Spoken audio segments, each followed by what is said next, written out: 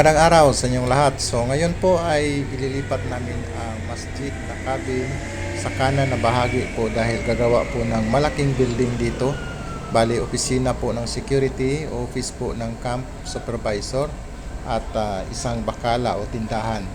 So kaya tinanggal namin at malapit lang naman ang pinaglagyan, pinagtransfer. So yun ang ginagawa natin mga tauhan. So panoorin nyo po ang aming ginagawa ngayong araw.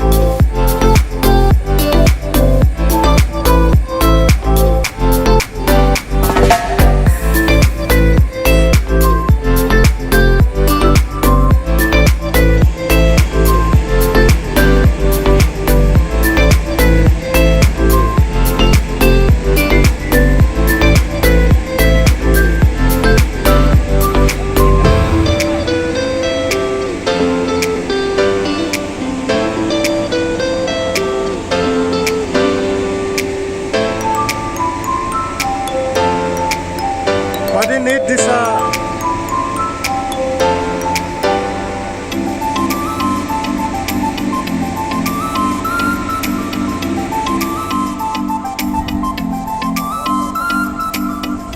guys, natapos na po yung aming paglilifting. So ayan na po, nakaplastada na po siya.